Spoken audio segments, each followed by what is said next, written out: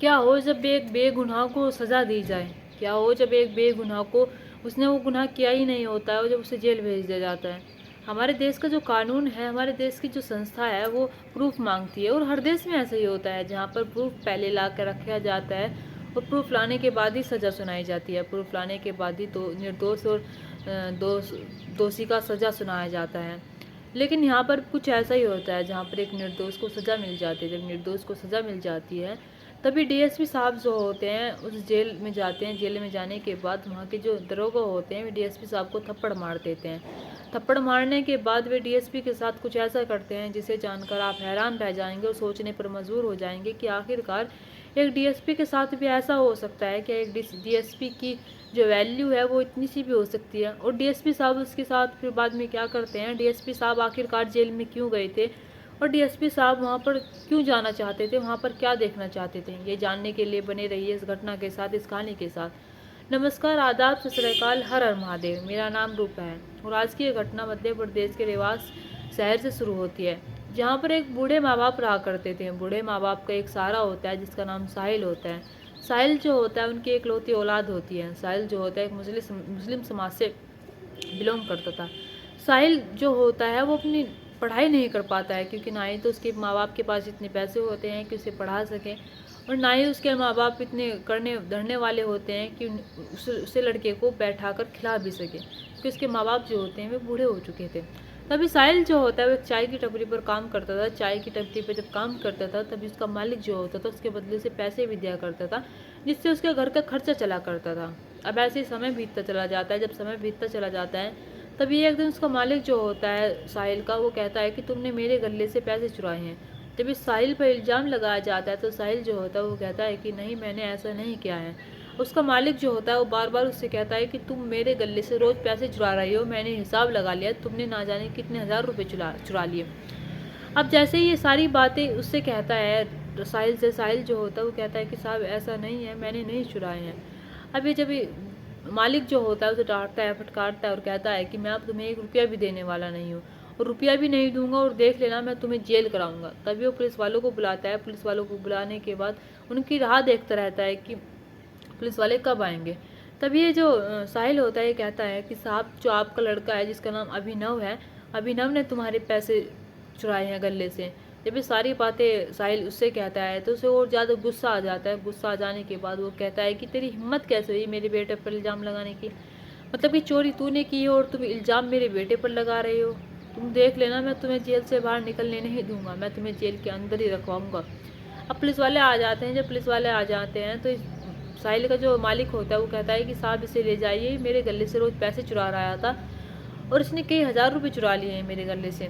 इसका हर्जाना ये कैसे भरेगा मुझे नहीं पता, और अगर नहीं भर पाता तो इसे जेल ले जाइए और जेल में जाकर इसे डाल दीजिए। अब साहिल जो होता है उसे पुलिस ले जाती है। पुलिस ले जाने के बाद जेल में घेर देती है। साहिल के माँ बाप जो होते हैं, ना ही तो उनके पास इतना पैसा होता है कि उसका केस लड़ सके, ना ही उनके पास इतनी धन दौलत होती है कि उसे अपने बेटे को पैसे देकर बचा सके। अब साहिल के माता पिता को जब ये सारी बातें पता चलती है तभी वे जेल जाते हैं अपने बेटे से मिलने के लिए। जब जेल जाते हैं तो कहते हैं कि बेटा क्या हुआ? तभी साहिल जो होता है बताता है कि माँ, मैंने कुछ नहीं किया है। जो मेरा मकान कह रही, जो मालिक था मेरा, जहाँ पर वो चाय बेचा करता था, चाय की टपरी पर काम किया करता था, उसने मुझ पर झूठा इल्ज़ाम लगाया है, जिस वजह से मुझे पुलिस यहाँ पर उठा कर लेकर आई है। अब ये साहिल के जो माँ बाप होते हैं वो पुलिस वालों से कहते हैं कि साहब हमारे बेटे ने ऐसा नहीं किया है। लेकिन पुलिस वाले जो होते हैं उनकी एक नहीं सुनते। उनसे कहते हैं कि हमें नहीं पता तुम्हारे बेटे ने क्या किया है क्या नहीं, लेकिन उसने पैसे चुराए हैं और ये उसके मालिक ने कहा है हमसे, और जब कहा है तो उसने चुराए होंगे, क्योंकि अपनी सफाई में कुछ कहता ही नहीं है। साहिल जो होता है वो इसलिए कुछ नहीं कहता क्योंकि मालिक जो होता है वो उसके माँ बाप के साथ ना जाने क्या क्या क्या कर देता अगर वो सच बोल देता, और इसलिए उसने वो केस आगे नहीं बढ़ाया। वो जैसे उसके मालिक ने कहा ऐसे ही वो जेल चला गया। अब साहिल को यहाँ से एक बड़ी जेल में ले जाया जा रहा था, यानी कि जहाँ पर सारे कैदी होते हैं वहाँ पर ले जाया जा रहा था। वहाँ पर ले जाने के बाद उसे वहाँ पर शिफ्ट कर दिया जाता है। अब जैसे साहिल वहाँ पर जाता है, वहाँ पर जाने के बाद वहाँ के जो कैदी होते हैं उसे बहुत परेशान कर रहे होते हैं। कभी उससे कपड़े धुलवाते हैं तो कभी उससे अपने पैर दबवाते हैं, कभी उससे कुछ करवाते थे तो कभी उससे कुछ करवाते थे। वहाँ के कैदियों का जो था वहाँ पर एक झुंड सा बना हुआ था, यानी कि ग्रुप सा बना हुआ था। जो कैदी ग्रुप सा बना कर रहते थे वे उस पर अत्याचार भी करते थे। साहिल पर जब अत्याचार करते थे वहाँ के जो पुलिस वाले होते हैं वे भी उस पर कुछ नहीं कहते थे ज़्यादा, कि वे अगर कहते भी थे तो बस धमका कर चला जाया करते थे, लेकिन साहिल जो होता था उन सबको बाद में झेलता रहता था। अब ऐसे समय बीतता चला जाता है। साहिल को जो हुई थी 3 महीने की सज़ा हुई थी। अब 3 महीने की सज़ा वो कैसे काटेगा कैसे नहीं, वो यही सोच रहा था। अब जैसे 15-20 दिन गुजर जाते हैं, जब 15-20 दिन गुजर जाते हैं, वहाँ पर उसके साथ अत्याचार जो होता है वो ज़्यादा ही बढ़ जाता है। वहाँ पर जो पुलिस वाले होते हैं वे भी उससे काम करवाया करते थे। अब ऐसे दिन गुजरते चले जाते हैं। एक दिन उसके माँ बाप जो होते हैं उससे मिलने के लिए, साहिल से मिलने के लिए वहाँ पर आते हैं। वहाँ पर आने के बाद उससे कहते हैं कि बेटा तू कैसा है कैसा नहीं है। तो साहिल जो होता है वो आप बीती बताता है, कहता है कि मम्मी पापा मेरे साथ यहाँ पर बहुत गलत हो रहा है। मुझसे यहाँ पर दिन भर काम करवाया जाता है। मुझसे जो यहाँ के कैदी हैं वे काम करवाते हैं। काम करवाने के बाद मुझे कभी कभी मुझ पर हाथ भी उठा दिया करते हैं, और यहाँ के जो पुलिस वाले हैं वे भी कुछ नहीं कहते, सिर्फ उसे डांट देते हैं। डांटने से ना ही तो उनके सर पर जू चलती है और ना ही जू रेंगती है। बस वे ऐसे ही उनके सामने थोड़ी देर चुप रह जाते हैं। चुप रह जाने के बाद वे फिर से मेरे साथ ऐसा करने लगते हैं और मुझे दिन भर काम में लगाने लगते हैं।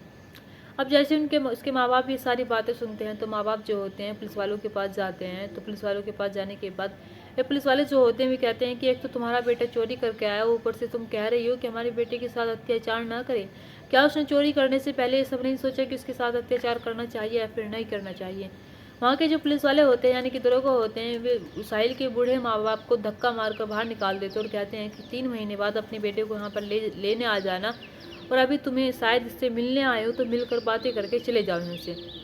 अब जब साहिल के माँ बाप जो होते हैं वहाँ से निराश होकर वे वहाँ पर आते हैं जहाँ पर पहले उसे जेल में ले जाया गया था, जहाँ से केस शुरू होता है। जब केस शुरू होता है वहाँ पर जाने के बाद जब उससे वहाँ पर जाते हैं तो वहाँ पर एक डीएसपी होता है। डीएसपी का नाम जो होता है संजीव कुमार होता है।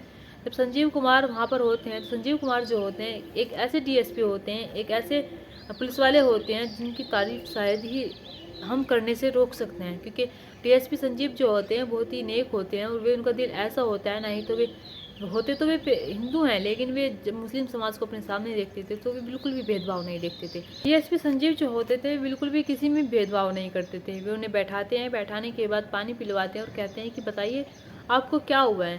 तो वे बताते हैं कि साहब हमारा एक बेटा है जिस झूठे इल्ज़ाम में जेल में डाला गया। पहले तो डालने के बाद उसके साथ बहुत अत्याचार हो रहा है। वहाँ के जो कैदी हैं उसके साथ मारपीट भी करते हैं, उसके अपने कपड़े धुलवाते हैं, कभी उससे कुछ करवाते हैं तो कभी उससे कुछ करवाते हैं।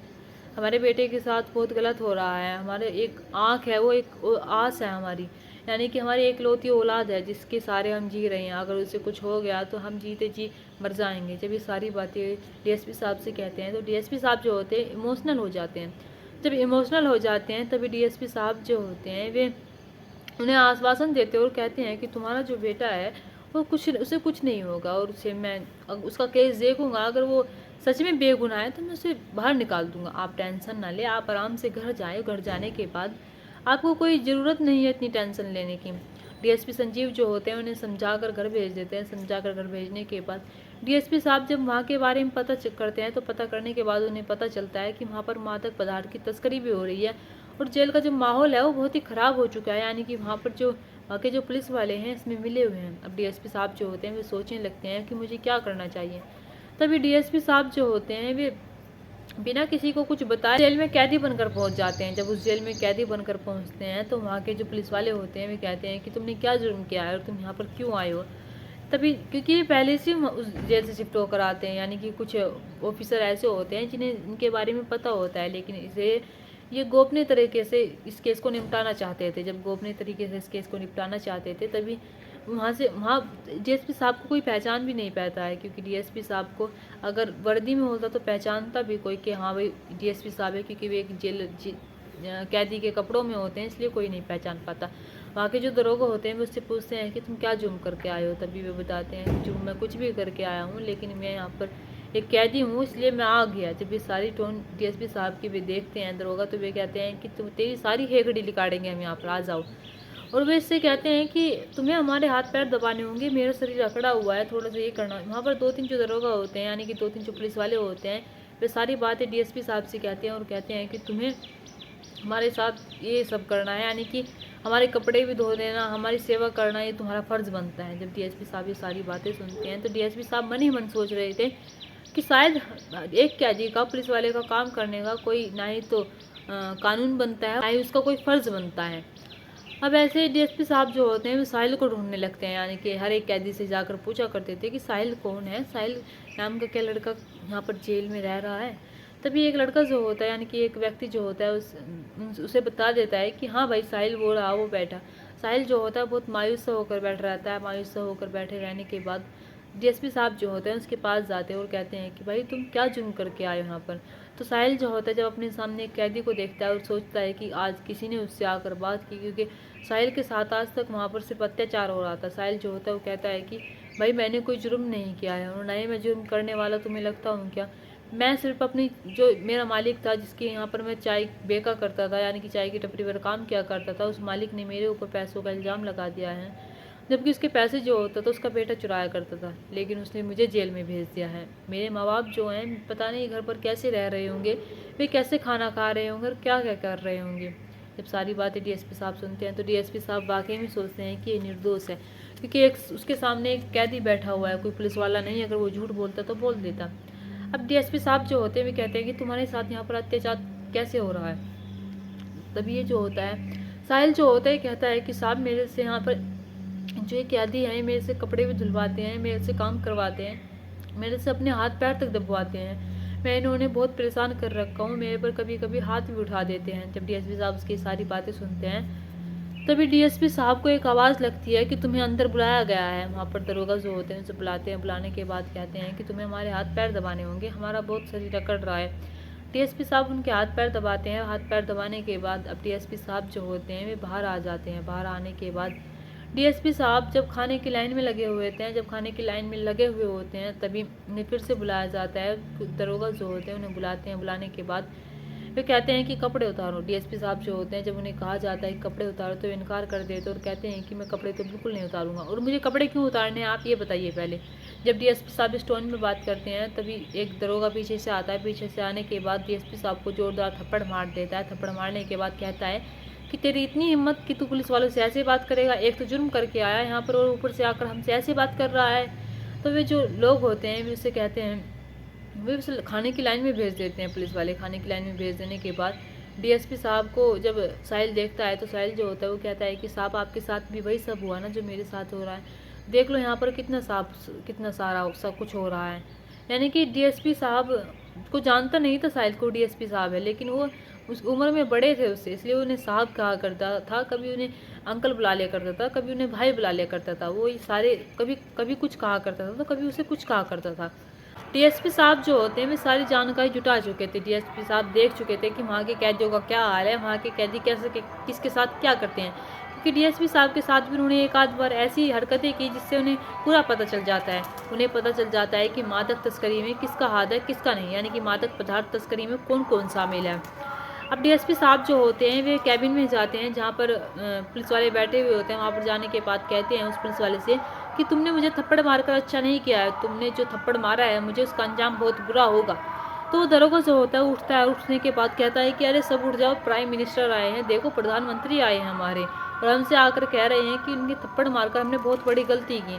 क्या वाकई में हमने बहुत बड़ी गलती की है इन्हें थप्पड़ मारकर? जब ये सारी बातें उनकी तरफ देख कर कहते हैं तो वहाँ के जो दरोगा होते हैं वे हंसने लगते हैं और कहते हैं कि साहब आपने सही कहा, देख लो ये कैसे कह रहा है। डीएसपी साहब जो होते हैं जो उनका बड़ी अधिकारी होता है, बड़े पद पर होता है, उसे बुलाया जाता है। बुलाने के बाद डीएसपी साहब को सब कुछ बताया जाता है, यानी कि डीएसपी साहब उन्हें सब कुछ बताते हैं कि मैं एक डीएसपी और यहाँ का जो माहौल है बहुत ही बिगड़ा हुआ है। जब ये सारी बातें पुलिस वाले सुनते हैं, यानी कि दरोगा सुनते हैं, तो दरोगा जो होते हैं वो सैल्यूट मारते हैं। सैल्यूट मारने के बाद उनके पैरों में पड़ जाते हैं और कहते हैं कि साहब हमें माफ़ कर दीजिए, हमसे गलती हो गई, हमें नहीं पता था कि आप एक डीएसपी है। अगर हमें पता होता कि आप एक डीएसपी है तो हम आपके लिए अच्छी व्यवस्था करवाते, हम आपके लिए खाने पीने का अच्छा रहन सहन करवाते, हम आपको एसी वाला रूम दिलवाते। तो डीएसपी साहब जो होते हैं वे कहते हैं कि मैं यहाँ पर कोई जुर्म करके नहीं आया हूँ कि आप मुझे अच्छा कमरा दिलवाते फिर अच्छा खाना पीना दिलवाते। मैं यहाँ का जो हाल है वो देखने आया था, और यहाँ के हाल जो है वाकई में बहुत बिगड़े हुए हैं, और तुम लोग पुलिस फोर्स में रहने के लायक ही नहीं हो, तुमने पुलिस वालों के नाम पर थप्पा लगा रखा है। जो डीएसपी साहब होते हैं उन सब जो पुलिस वाले होते हैं उनमें शामिल होते हैं, उन्हें सस्पेंड करवाते हैं। सस्पेंड करवाने के बाद वहाँ का जो माहौल होता है, वहाँ के जो कैदी होते हैं उन्हें देखते हैं, और जो मादक पदार्थ तस्करी में शामिल होते हैं उन सबको घेरे में ले लेते हैं। घेरे में लेने के बाद वे साहिल को भी छोड़ देते हैं, क्योंकि डीएसपी साहब जो होते हैं पहले से ही उस चाय की टपरी के मालिक से मिलकर आ रहे थे, अब उसके बेटे से मिलकर आ रहे थे। उसके बेटे से जब पूछताछ करते हैं तो उसका बेटा जो होता है वो कहता है कि साहब हाँ, साहिल ने कुछ नहीं किया है, वे पैसे मैंने चुराए थे और मुझसे बहुत बड़ी गलती हो गई और ना ही मैंने उन्हें कुछ बताया अपने पिता को। और मेरे पिता सोचते रहे कि सारे पैसे साहिल चुराता रहा, क्योंकि मैं एक गेम खेलता था, गेम में मैं पैसे हार जाता था, इसलिए हर रोज़ मैं अपने पिता के गले से पैसे चुराया करता था। इसलिए डीएसपी साहब जो होते हैं वे साहिल को छोड़ देते हैं। साहिल से जब साहिल ये सारी चीज़ देखता है कि वे डीएसपी साहब उसके साथ रह रहे थे, तो साहिल जो होता है वो कहता है कि साहब आपने मेरे ऊपर एक उपकार किया है, मैं आपका ये उपकार कभी चुका नहीं सकूंगा। मेरे बूढ़े माँ बाप हैं और उनका हाल ना जाने कैसा हो रहा होगा। तो डीएसपी साहब जो होते हैं वे कहते हैं कि मैं उनसे मिलकर आ रहा हूँ, यानी कि वे मेरे पास आए थे इसलिए ही मैं यहाँ पर आया हूँ। उन्होंने बताया कि हमारे बेटे के साथ इतने सारे अत्याचार हो रहे हैं और वो वहाँ पर सेफ नहीं है, इसलिए मैं तुमसे मिलने आया था। और मेरा एक प्रोसीजर सर भी चल रहा था, यानी कि मेरा एक केस भी चल रहा था। मैं यहाँ पर एक गोपनीय तरीके से अपने केस को भी देख रहा था, क्योंकि यहाँ पर मादक पदार्थों की तस्करी हो रही थी। मैं ये चीज़ देख रहा था कि उनमें कौन कौन शामिल है, कौन कौन शामिल नहीं है, इसलिए मैं यहाँ पर आता हूँ और यहाँ पर देखता हूँ कि कैदियों के साथ क्या हाल होता है। लेकिन यहाँ पर कैदियों के साथ जो हो रहा था वाकई में वो अच्छा नहीं हो रहा था, क्योंकि यहाँ पर कुछ कैदी ऐसे भी होते हैं जो निर्दोष होते हैं, जिनके खिलाफ कुछ तो ना ही प्रूफ मिल पाता है, ना ही सबूत मिल पाता है, जिन्हें बिना किसी जुर्म के सज़ा मिल जाती है। क्योंकि कोर्ट में सज़ा देने के लिए सबसे ज़्यादा महत्वपूर्ण होता है तो सबूत होते हैं। अगर उनके पास सबूत हैं तो शायद जेल से कि इस कैद खाने से छूट जाए। अगर उनके पास कोई प्रूफ नहीं है, उनके पास कोई सबूत नहीं है, तो कोर्ट जो होता है प्रूफ के आधार पर चलता है, यानी कि वे प्रूफ मांगता है पहले, अगर प्रूफ नहीं मिलते तो सज़ा दे देता है। यहाँ पर ना जाने कितने व्यक्ति ऐसे रह रहे होंगे जिन्होंने ना ही तो कोई जुर्म किया होगा और तुम जैसे रह रहे होंगे, ना ही तो उनका कोई केस लड़ने वाला होगा और ना ही शायद उनके घर में ना जाने क्या क्या हो रहा होगा। हमारी जो कानून व्यवस्था है वो इसलिए नहीं बनाई गई कि आप पर अत्याचार करे, वो इसलिए बनाई गई है कि आप लोगों को अच्छे से ट्रीट करे और आप लोगों को सुधारे, आप लोगों को बताए कि जेल की ज़िंदगी जो है कितनी ख़राब है और आप लोगों को बताए कि बाहर की जो ज़िंदगी है वो कितनी अच्छी है। साहिल जब उनकी ये बात सुनता है तो साहिल जो होता है वो कहता है कि साहब मैं तो ऐसा कुछ कर ही नहीं सकता, क्योंकि मेरे बूढ़े माँ बाप हैं, मुझे उनके बारे में देखना है। अब यहाँ पर साहिल जो होता है वो अपने माता पिता के पास चला जाता है। डीएसपी साहब जो होते हैं वे इस केस में फिर से लग जाते हैं और पहले से वे उन दरोगों को सस्पेंड करवा चुके थे और जो वहाँ का माहौल था वो देख चुके थे, उन सब चीज़ में लग जाते हैं। वाकई में ऐसे डीएसपी की सबको ज़रूरत है, ऐसे डीएसपी की हर थाने में ज़रूरत है। ऐसे डीएसपी अगर हर क्षेत्र में होगा तो वाकई में कानून की जो व्यवस्था है वो बहुत अच्छी होगी। दोस्तों, इस कहानी को सुनाने का मकसद मेरा आपका दिल दुखाना नहीं था, आपको परेशान करना नहीं था, आपको घटना के बारे में बताना था, आपको सचेत करना था। आप अपने परिवार के साथ खुश रहिए। नमस्कार।